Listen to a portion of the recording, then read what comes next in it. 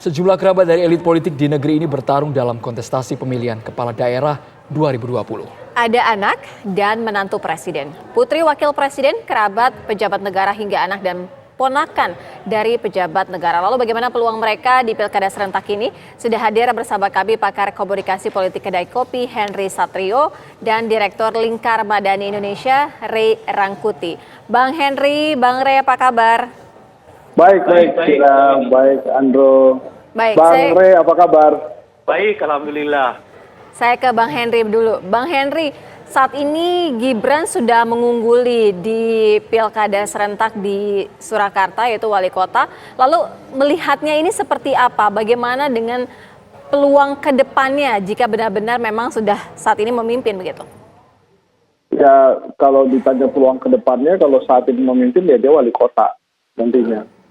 Dan setelah wali kota ya pastinya ada beberapa hal lagi yang kita lihat memang sejalan dengan karir politiknya Gibran gitu. Kalau memang dia mau meneruskan lebih dari wali kota, kan di 2023 itu ada Pilgub Jawa Tengah gitu. Nah, kalau dia mau menuju ke sana ya itu jalannya ada. Hanya memang kalau di Solo memang otomatis ada dua hal yang memang mendukung dirinya unggul saat ini. Yang pertama adalah memang karena dia putra daerah asli dari Solo, besar di Solo, dan kemudian juga usahanya juga di Solo. Kemudian yang kedua yang juga mendukung dia adalah PDI Perjuangan. Di Solo ini kan kandangnya PDI Perjuangan, bahkan anak Megawati Soekarno Putri, Mbak Puan Maharani, itu maju di pileg pun dari Solo Raya. Jadi artinya memang kekuatan Solo untuk PDI Perjuangan ini memang benar-benar mumpuni. Bang Henry. Sehingga bagi Gibran mudah tuh untuk meraih kejayaan seperti sekarang. Baik, tapi prediksi Anda sejak awal sampai dengan sekarang memang tak terbendung Gibran ini. Nampaknya Bajo ini maju ya hanya untuk meramaikan saja. Hasilnya sangat jauh sekali selisihnya berdasarkan hitung cepat, Bang Henry, sejauh ini.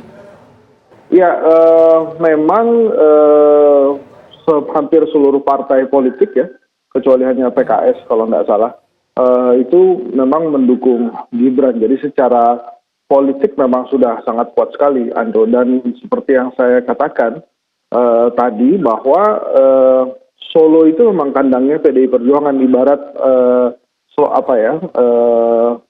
ungkapan lah ya, jangan-jangan bayi baru lahir di Solo itu kemungkinan besar PDI Perjuangan. Makanya begitu dapat tiket PDI Perjuangan, itu kita bisa prediksi bahwa ini mudah. Karena kan memang ada beberapa daerah ya yang memang identik dengan partai politik tertentu. Beberapa provinsi yang memang identik dengan partai politik tertentu. Depok misalnya, itu sejak wali kota asal Golkar, kemudian hingga saat ini dikuasai oleh PKS. Bahkan sampai hari ini pun calon PKS itu tetap memimpin di Depok. Gitu. Sumatera Barat juga begitu. Ini kan kandang oposisinya Pak Jokowi. Jadi yang bertarung di sana semuanya oposisi.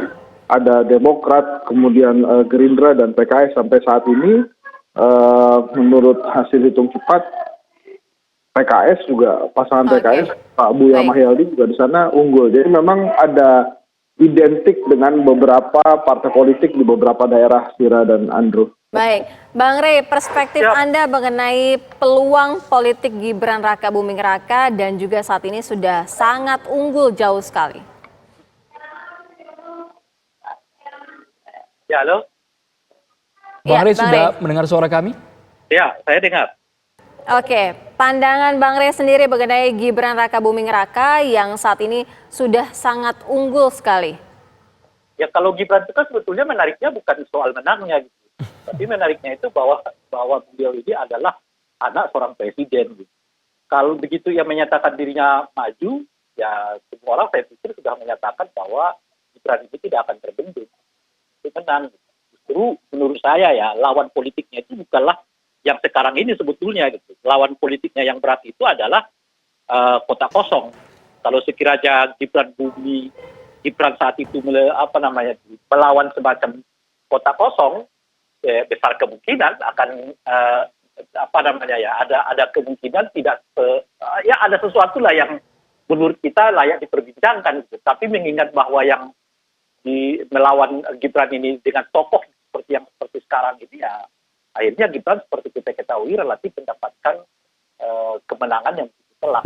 Bang Rey. Soalnya bukan pada aspek apa namanya itu ya menangnya. Kalau menurut saya seperti tadi Gibran bilang nggak penting angka-angka, ya memang nggak terlalu penting lagi bagi Gibran itu angka-angka gitu, karena kalau Gibran seperti sekarang kita semua sudah juga yakin bahwa dia akan memenangkannya, apalagi lawan tandingnya ya baru dikenal beberapa waktu sebelum pertandingan dimulai. Dan masalahnya adalah apakah mungkin tadi Bung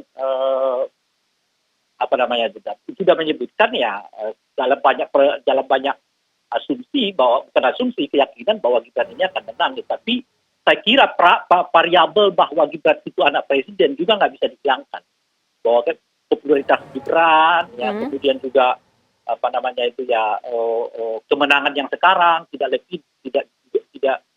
sepi dari bahwa Gibran ini adalah anak presiden dari Pak Jokowi, yang Pak Jokowi adalah wali kota Surakarta sebelumnya.